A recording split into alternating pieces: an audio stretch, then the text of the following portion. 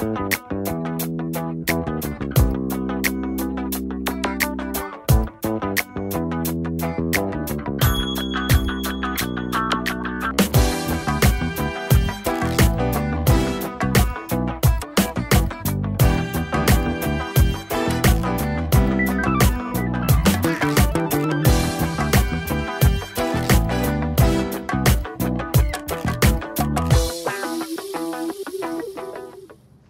afternoon. You're listening to Disability Radio on Demand. My name's David, and this afternoon we're going to talk about all different types of issues. First of all, we're going to talk about when this radio station gets up and running. We're going to be actually having talk shows where employment ministers hopefully will come into the studio and obviously give their concerns about employment for disabled people. Also, we're also going to be looking at going to the employment markets and trying to get employers to come on air and employ to offer disabled people jobs over the air. Also, another issue that I want to talk about now is disability transport. Now, I was on a visit last year to New York and the States, and to be honest with you, I found that in the States the buses and the tubes were more equipped for taking wheelchairs than our tubes and buses are here in the UK, and I feel that the tubes in buses and England as a whole is very well behind. My joints with my hips and knees when I was aged 32. And what I learned about disability, when it comes to transport, right, the buses out here in my local county of Middlesex, Hounslow in Middlesex, are not too bad. When I was in a wheelchair, when I was going through the wheelchair phase of my recovery, I found that the buses were okay. At least they tried. You know, you can't fault them for that. What I found with some of the buses is that some of the steps were a bit steep, so getting up and down was a bit painful. You know, some had a nice shallow ramp which came out, which was really good. Others had a very steep ramp which was not good at all. You know, this is in my local borough, London Borough, outside of London. Yeah, sorry, Zach.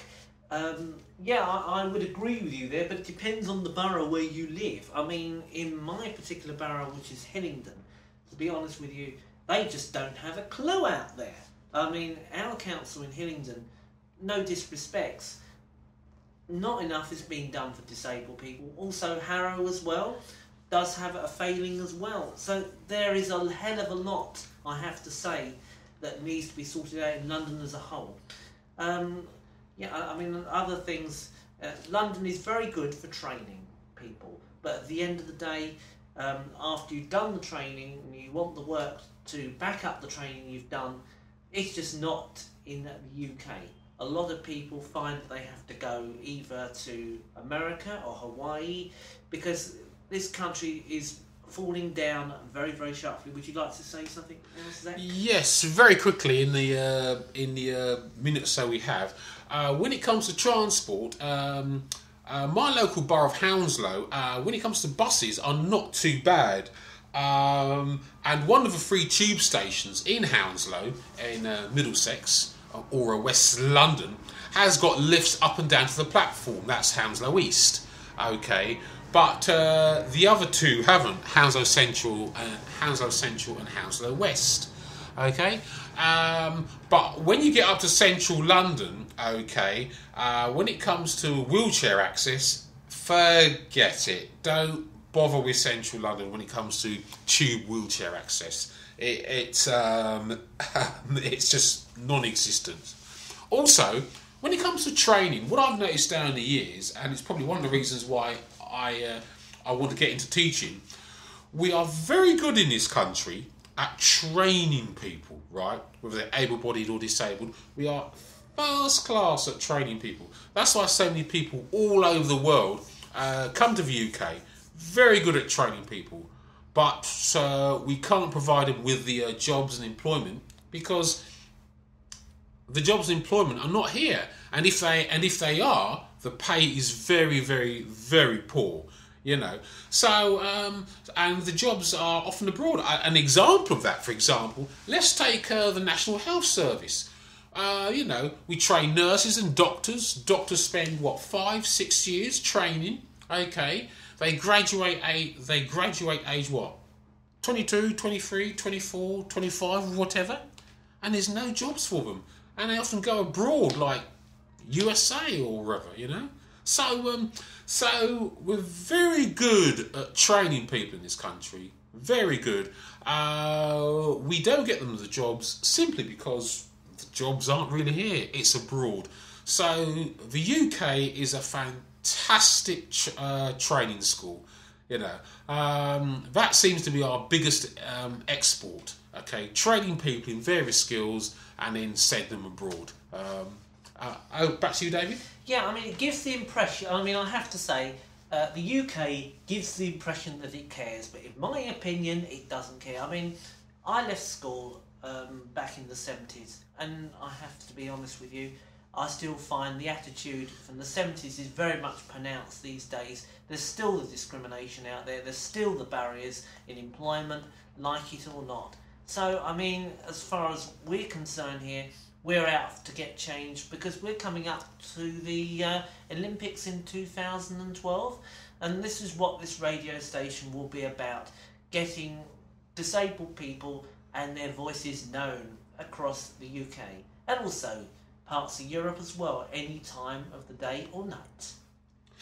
Yeah, thank you, David. Right, when it comes to disability, okay, and this is an issue, and this is what we need to get across to not just people here in the UK, but people worldwide. I don't care what country you're from. I don't care what your faith is, your colour, your creed. I don't care. I don't care who you are. We are all citizens of the planet, and I think the number one thing I think every citizen, okay, on the planet, from north, south, east, and west, needs to understand is that any one of us can become disabled in any shape or form. For example, if you injure yourself and break your leg, you are temporarily disabled until your leg gets fit and you can walk again. If you go into hospital, you are temporarily disabled. If a sportsman is injured, whether he's a footballer, an athlete, or a cricketer, he's temporarily disabled. Disability affects everyone. Okay, we are still people. We are still people first. And if our disabilities are permanent, okay, then society has to adapt to help us. Because at the end of the day, we're still people.